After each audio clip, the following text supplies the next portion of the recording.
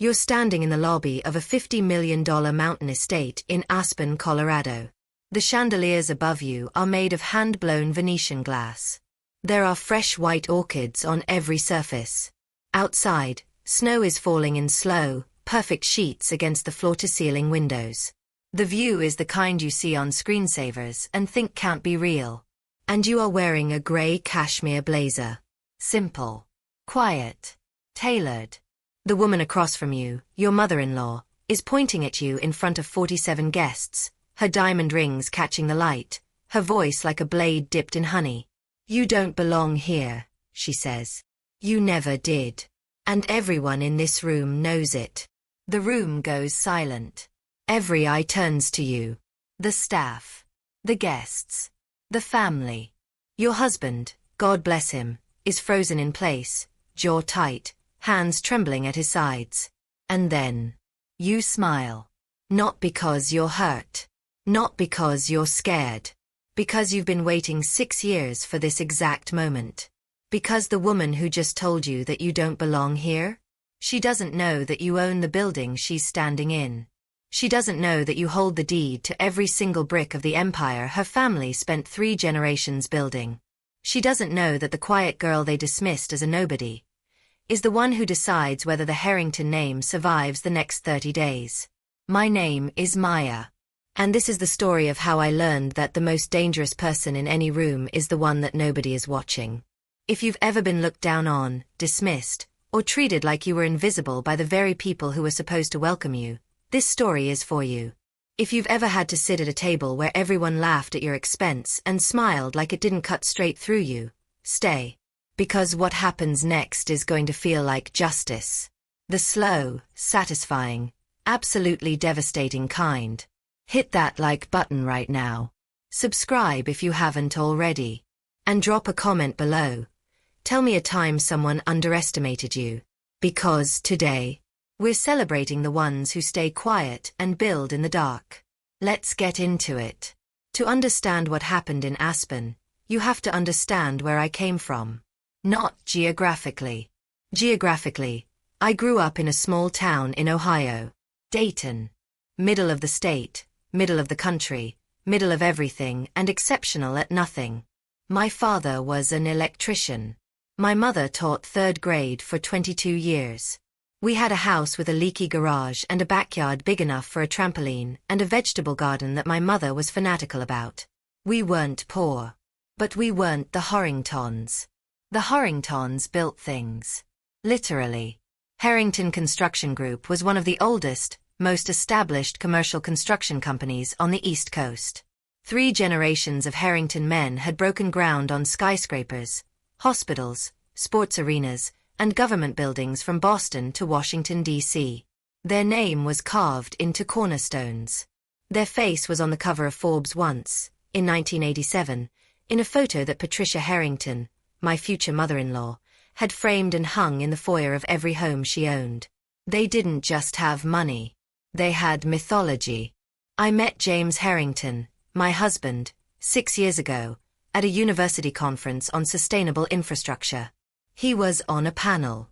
I was in the audience, working as a junior software engineer for a mid-sized green tech firm and nursing an idea that had been living in my head for 2 years.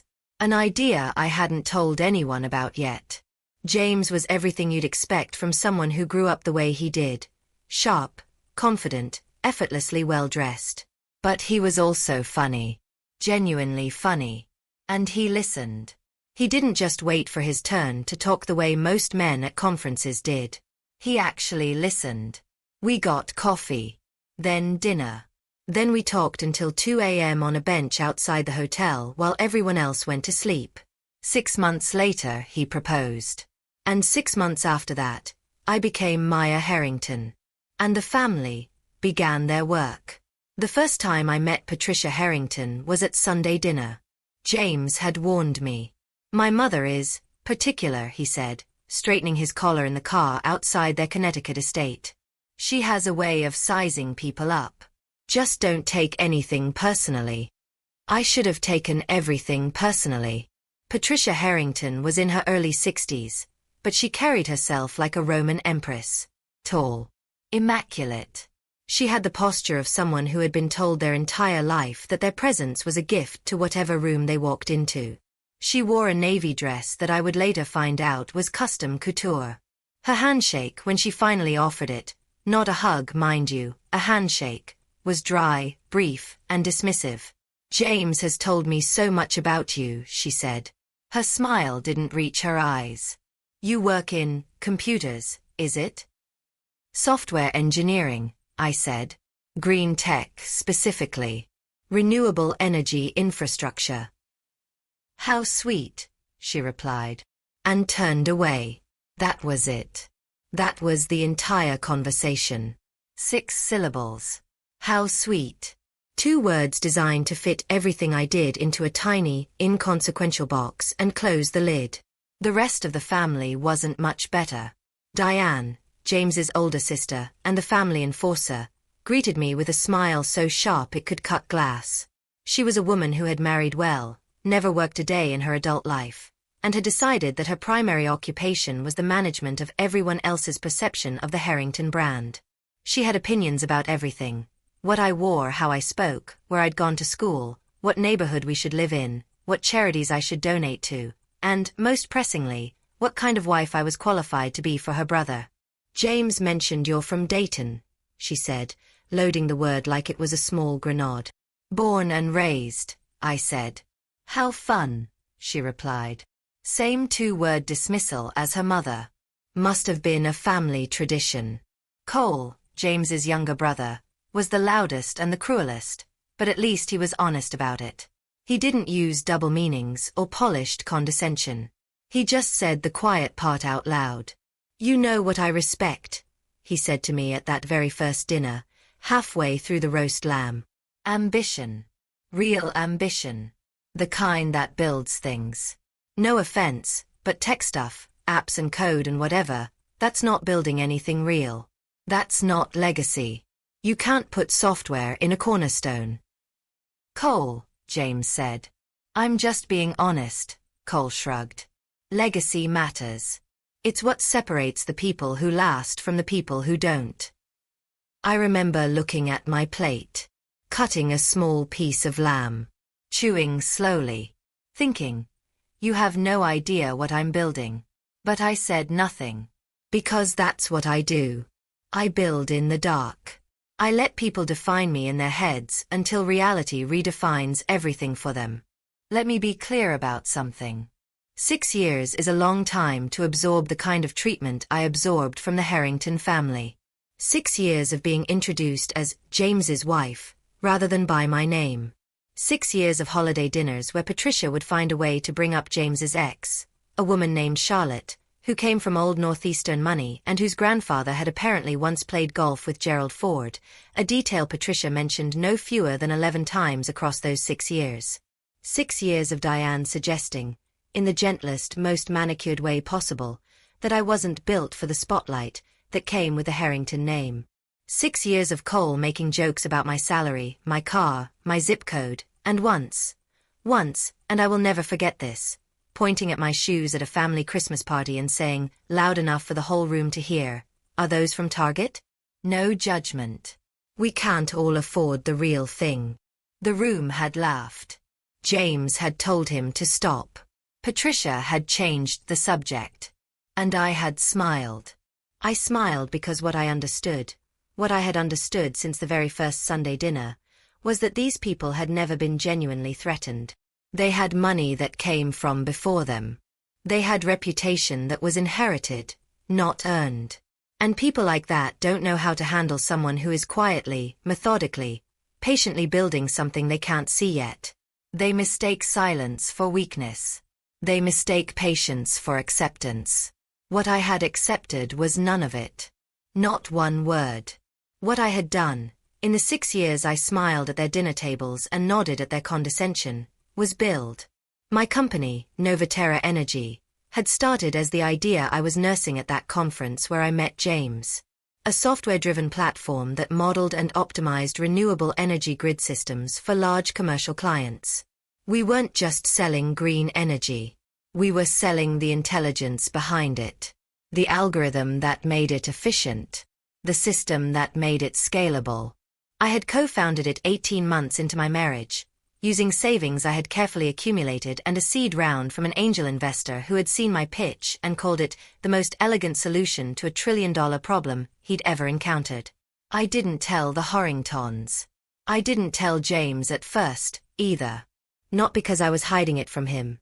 James knew, James supported me, James was the only Harrington who treated me like a full human being, but because I had learned something very important very early in life. When you tell people what you're building before it's built, they have the chance to tell you it won't work.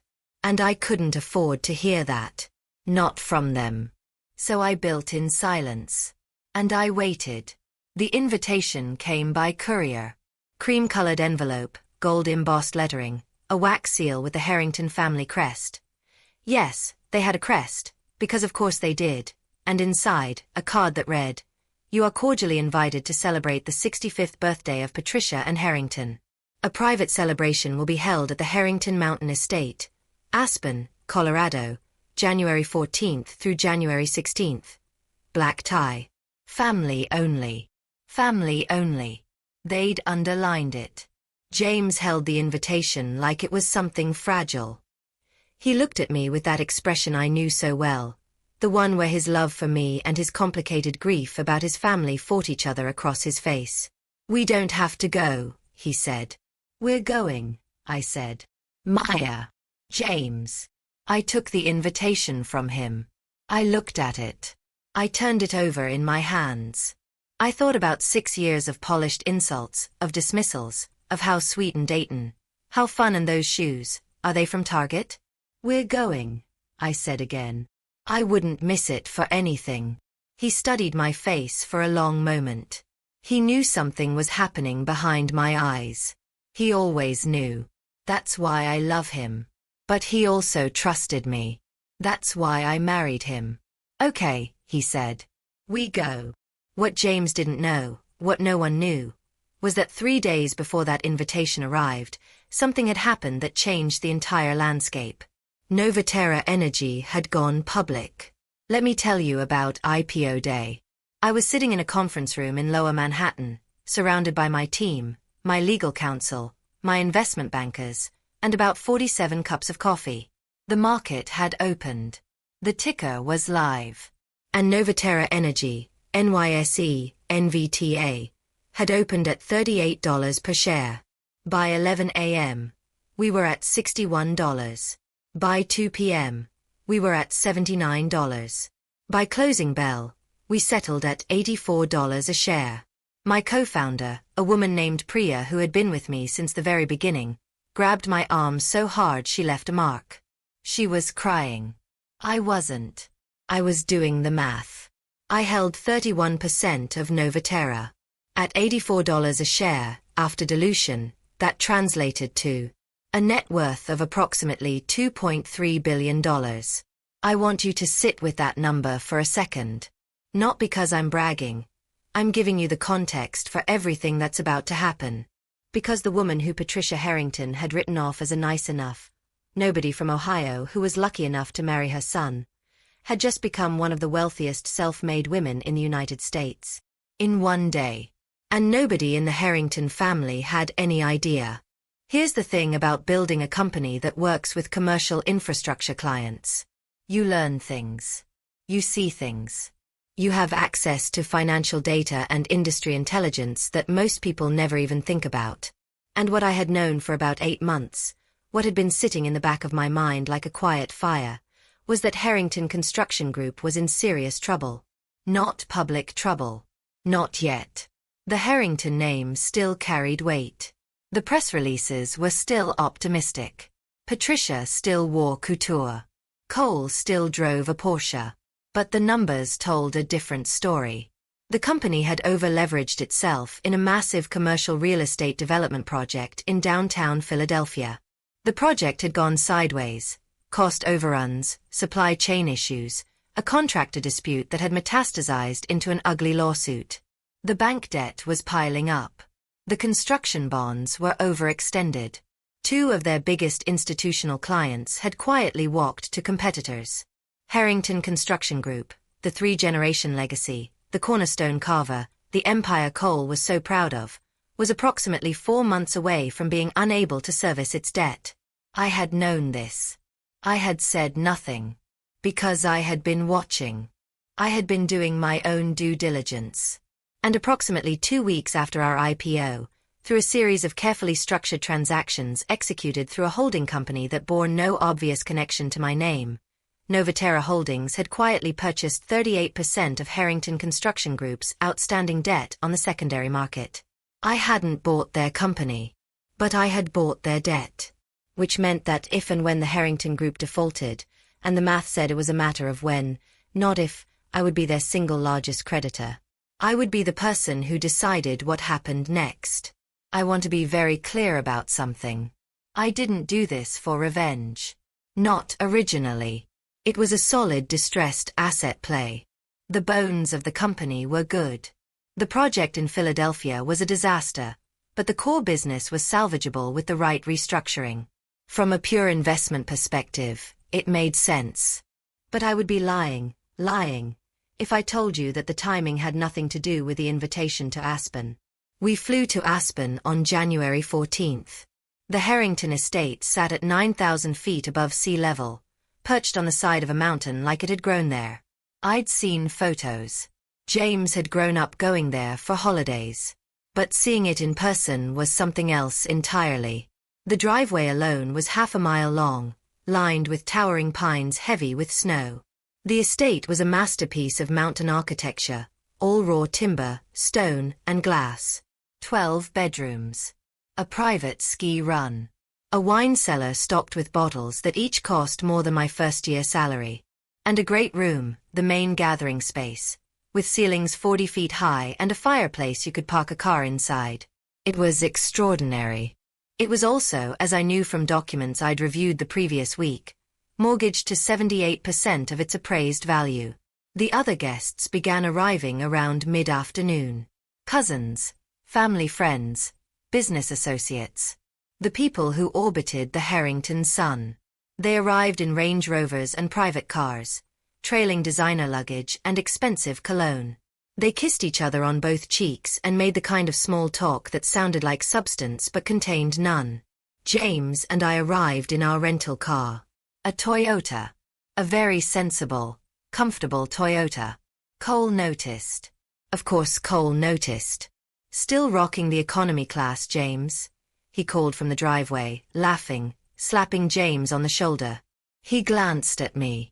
His eyes did that thing they always did, that quick, dismissive scan. Maya. Good to see you. Love that you came. His tone said exactly the opposite. Cole, I said. Love the Porsche. What year is it? Just picked it up. New model. You want a ride? I'm good, I said. I've got somewhere to be. He laughed like I'd made a joke. I hadn't. The first evening was a cocktail reception in the great room. Fires roaring, string quartet playing, servers circulating with champagne and canapes. It was the kind of gathering where everyone was performing wealth and nobody was relaxing. Patricia held court by the fireplace. She was breathtaking in a floor-length burgundy gown, her silver hair swept up, diamonds at her throat. She looked like exactly what she believed herself to be, the center of the known universe. When she saw me, her smile was the kind that doesn't involve the eyes. Maya, she said. You came all the way from... She paused, as if searching her memory. Where is it you're working now? Still with that little energy firm. Something like that, I said. How dedicated you are, she replied. It's admirable, really, to keep working on something even when, well, progress can be slow in those kinds of fields. James, darling, you look wonderful. She turned to my husband like I'd ceased to exist. I picked up a glass of champagne. I sipped it. I watched the room. Diane appeared at my elbow about 20 minutes later. She was wearing Chanel. She was always wearing Chanel. I'm so glad you could make it, she said. The word could was doing heavy lifting. It implied that maybe they'd wondered if we could afford the trip. I have to ask, and I hope you don't mind, but is it true that your company went public recently? I think James mentioned something. It did, I said. How exciting, she exclaimed, in the tone people use for a child who has drawn a nice picture. And how did that go? I mean, for a first-time IPO in that space, it must have been quite a journey. It went well, I said. Good for you, she said. That phrase, good for you, delivered in that tone, is one of the most devastating weapons in the arsenal of a particular kind of person.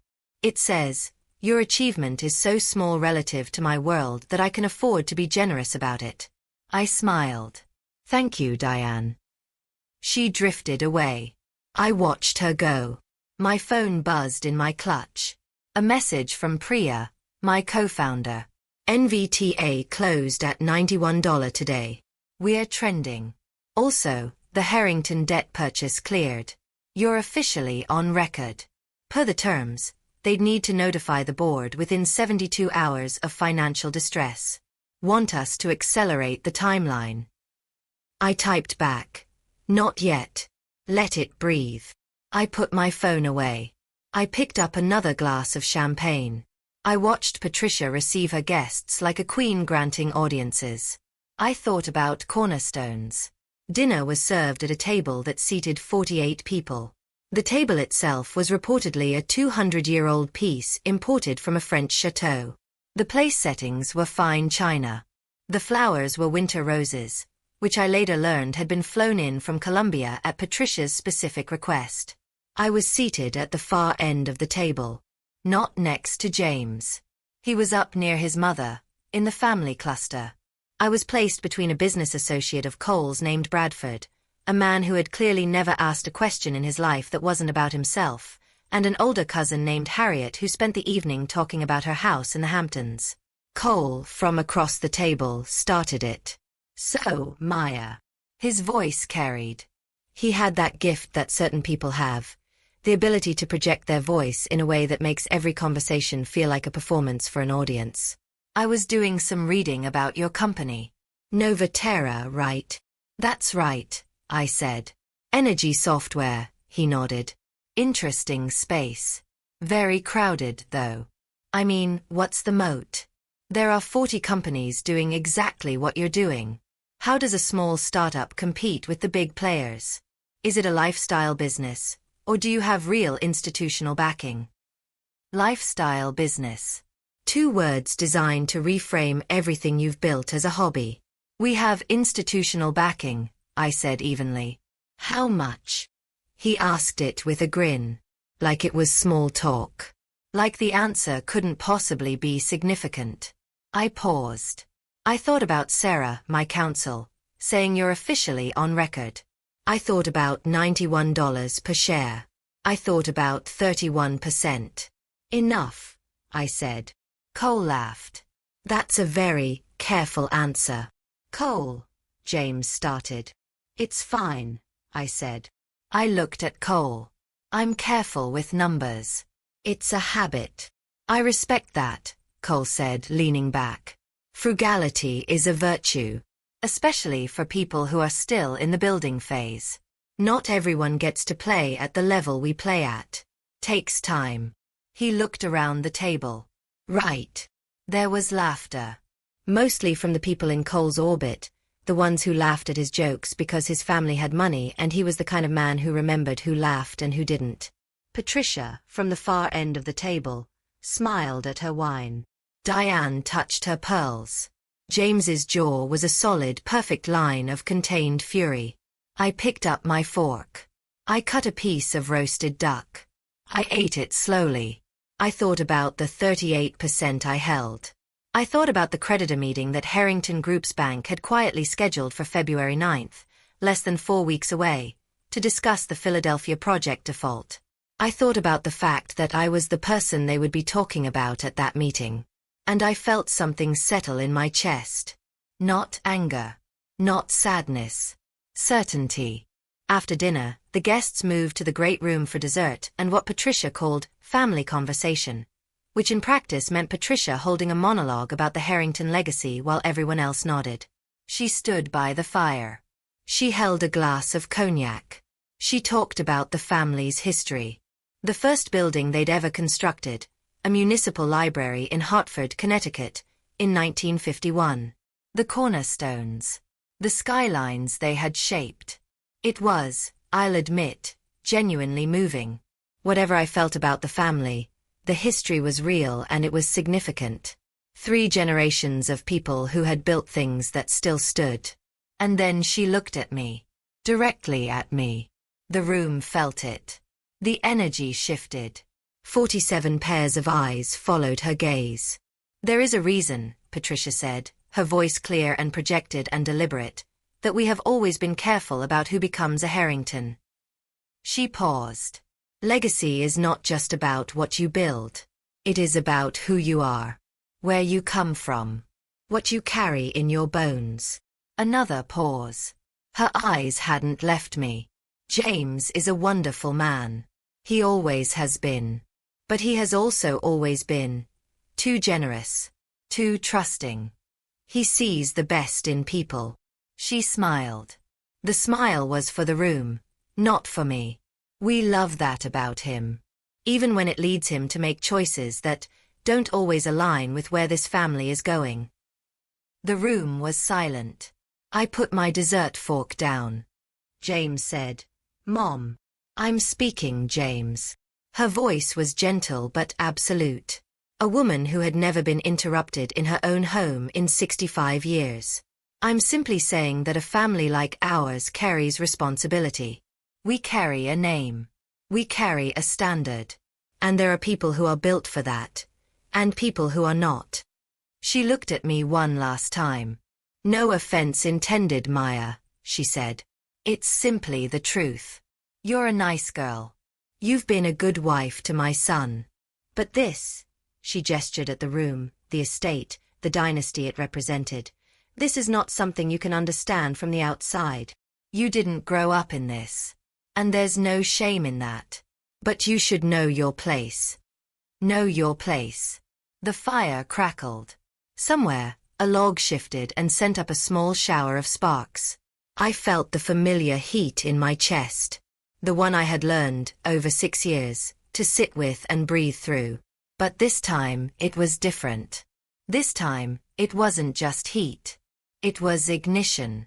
I looked at Patricia Harrington. I made a decision. Not tonight. Not in this room. But the clock had started. At midnight, when the estate had settled into the muffled quiet of a mountain night, I sat on the balcony of our guest room wrapped in a coat and called Priya.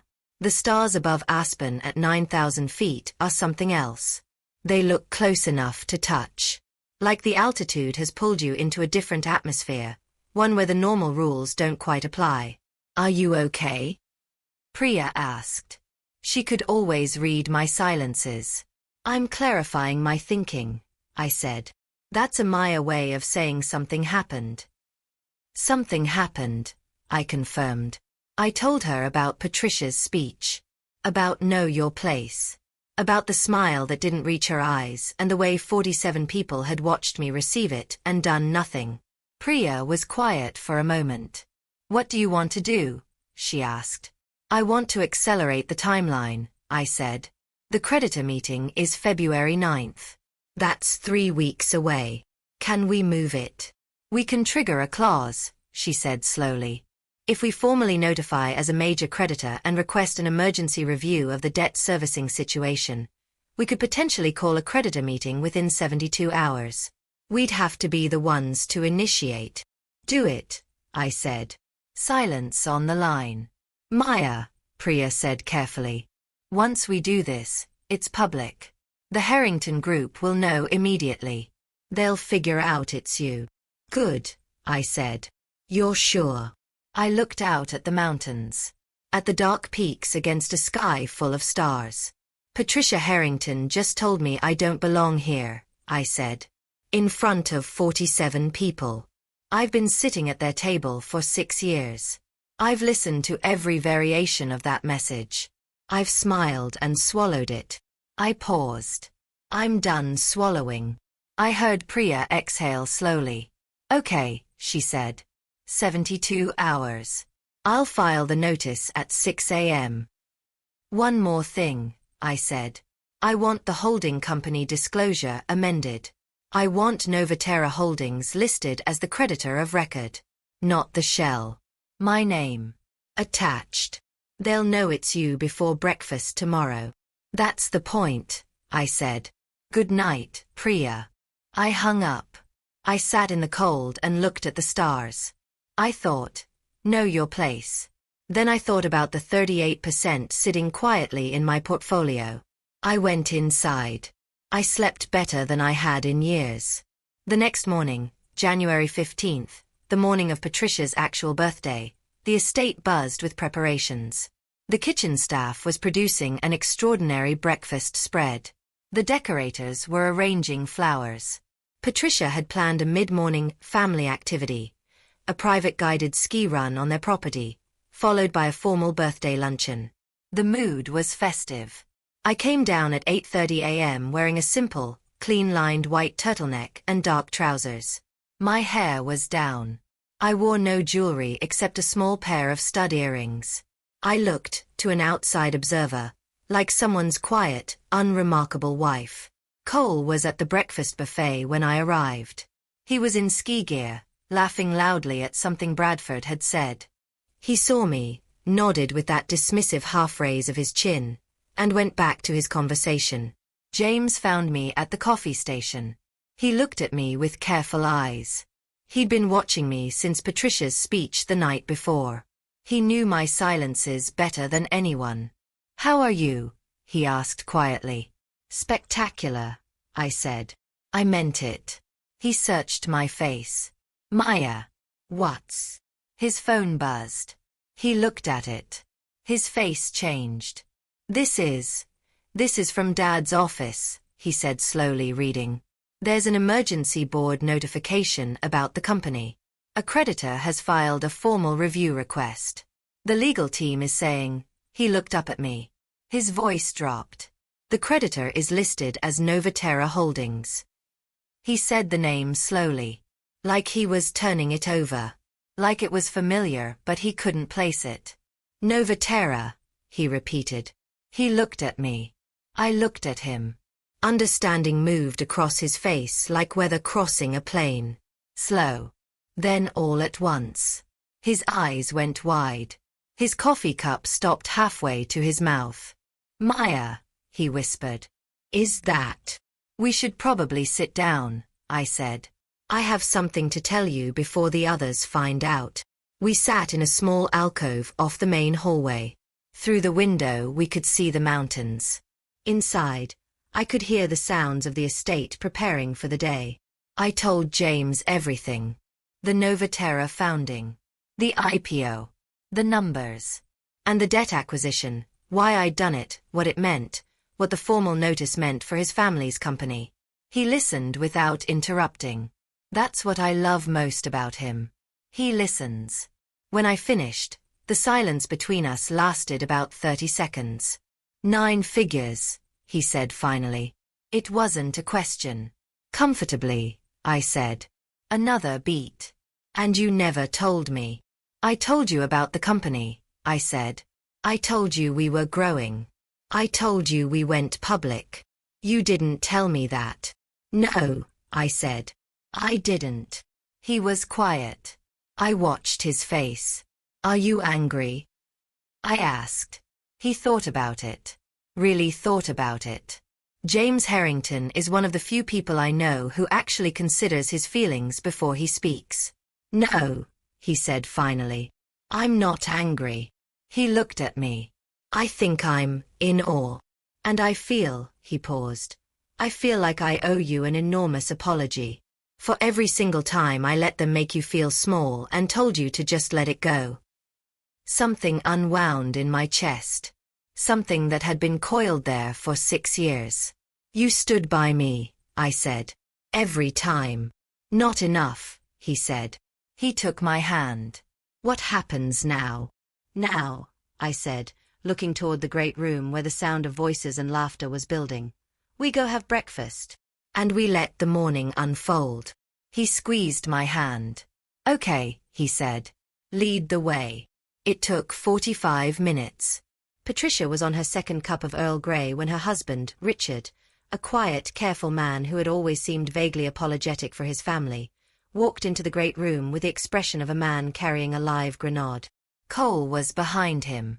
For the first time in the 3 years since I'd known him, Cole Harrington did not look like someone performing confidence.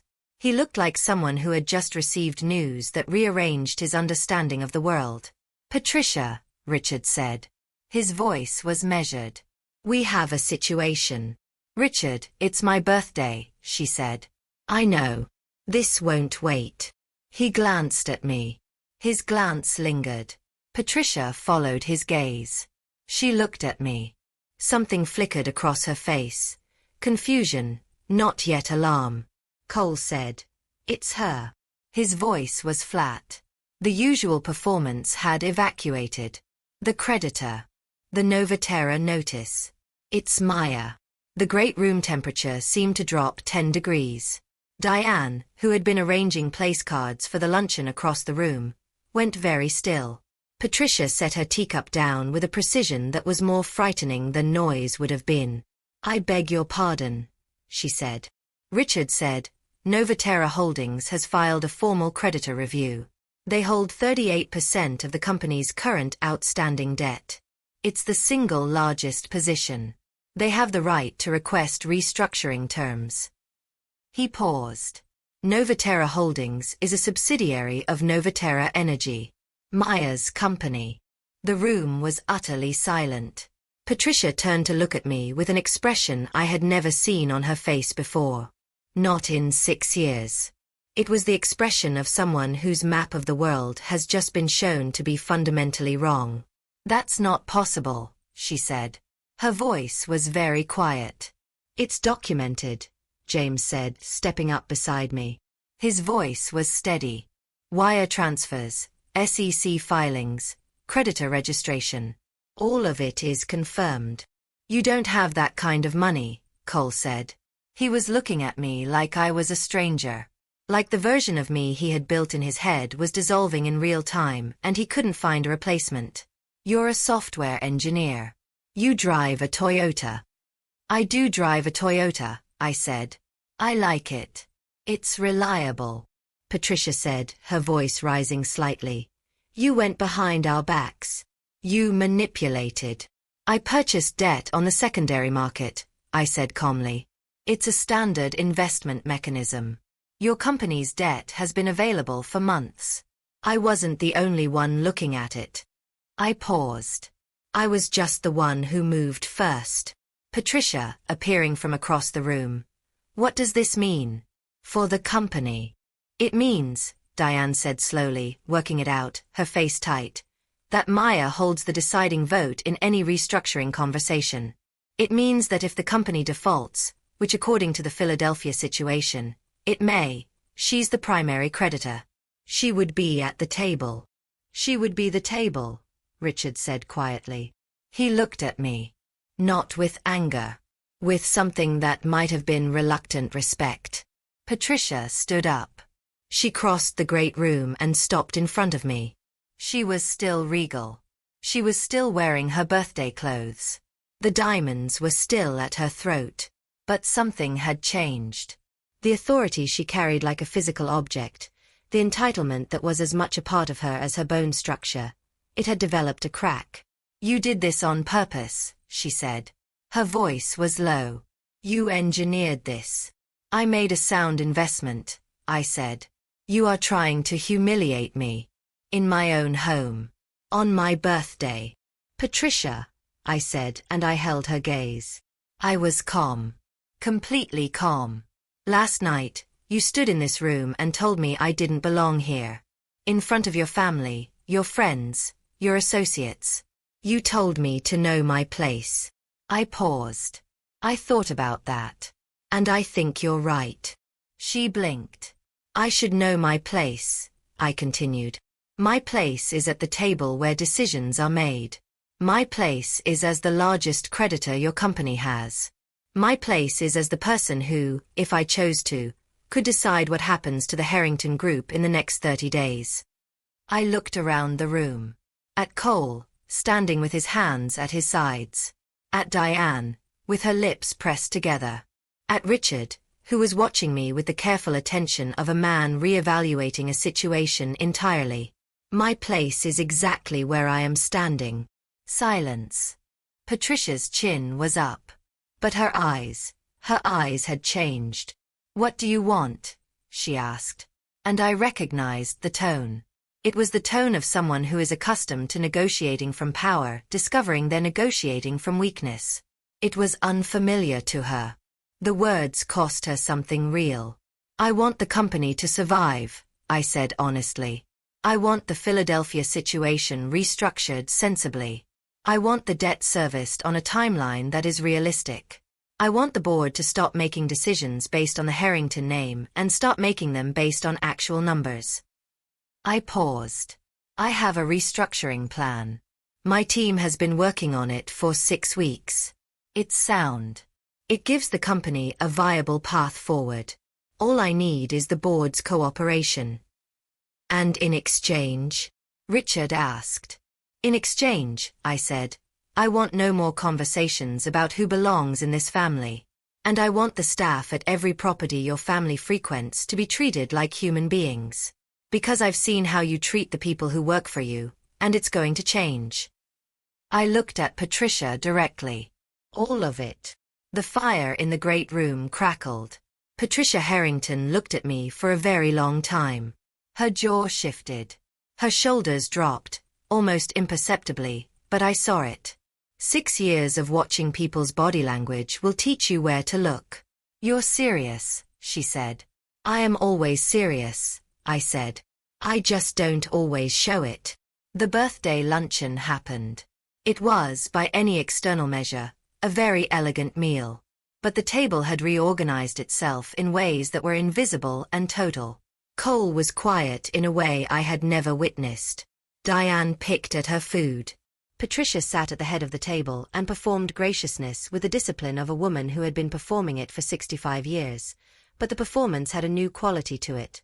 The quality of someone who knows they are performing. James sat next to me. He didn't let go of my hand for most of the meal.